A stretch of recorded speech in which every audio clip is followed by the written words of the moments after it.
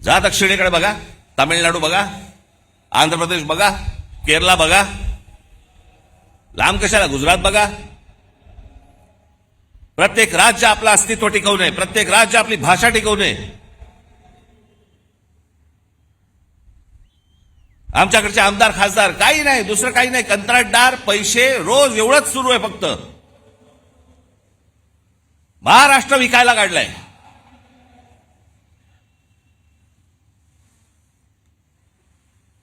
आज मुख्यमंत्र्यांकडे गृह खातं आहे. संपूर्ण महाराष्ट्रभर सगळ्या ठिकाणी ड्रग्ज विकले जात आहेत. शाळांमध्ये ड्रग्ज जात आहेत, कॉलेजमध्ये ड्रग्ज जात आहेत. तरुण तरुणी सगळे व्यसनाधीन होत आहेत ड्रग्जच्या आहारी लागून. काय करणार आहोत काय महाराष्ट्राचा आपण?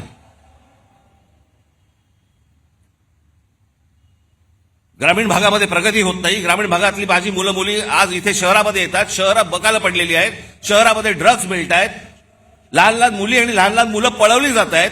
माझ्याकडे तर एक आकडा आहे,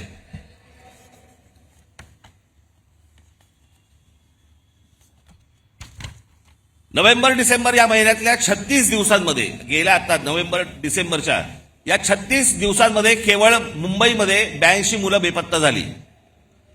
जानेवारी ते नोव्हेंबर 2025 या कालावधीत महाराष्ट्रातील नवी मुंबई शहरात तब्बल 499 मुलांच्या अपहरणाच्या घटना नोंदवण्यात आल्या.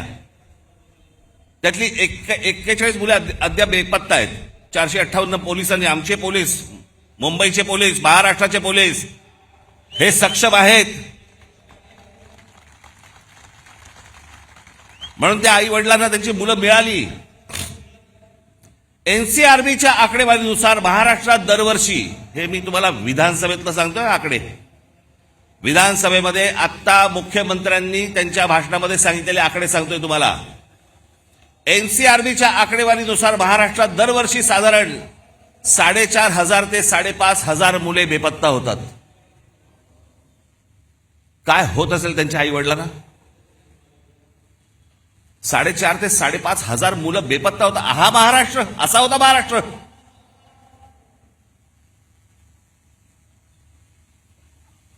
...2022 मध्ये 5,398 आणि 2023 मध्ये 4,619 प्रकरणे नोंदवली गेली. या प्रकरणांमध्ये मुलींचे प्रमाण अधिक दिसते. मुंबई हे सर्वाधिक प्रभावित शहर असून येथे दरवर्षी सुमारे 2,000 पेक्षा जास्त मुले बेपत्ता होतात. मुख्यमंत्री देवेंद्र फडणवीस यांनी फेब्रुवारी महिन्यात विधानसभेत दिलेल्या आकडेवारीनुसार. हे कोणती शहर म्हणायची हो, कोणतं राज्य म्हणायचं?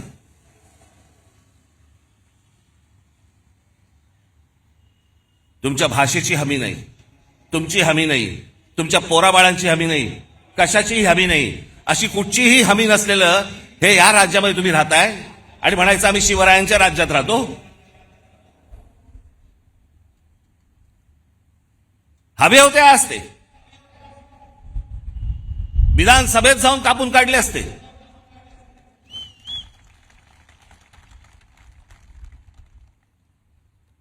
पण आम्हाला माहितीच नाही. राज ठाकरे जेव्हा सांगणार आकडे त्यावेळेला आम्हाला कळणार, कारण आम्ही कशात गुंतलोय? आम्ही इंस्टाग्राममध्ये गुंतलोय.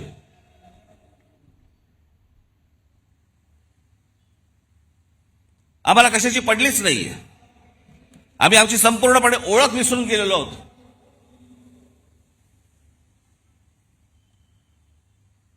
मी आज एक मुद्दामून एक गोष्ट तुमच्यासाठी आणलेली आहे. मी बोलीनच, पण त्याच्यानंतर तुमच्या लक्षात येईल तुम्ही कोण आहात, तुम्ही कोणत्या भूमीत जन्माला आलात, तुम्ही कोणाचे वारस आहात.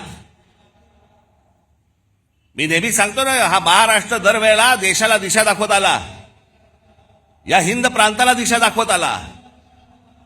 त्या महाराष्ट्राकडे कधीतरी तुम्ही नीट जवळून पाहिलेत का, की या महाराष्ट्राची नेमकी क्षमता तरी काय आहे?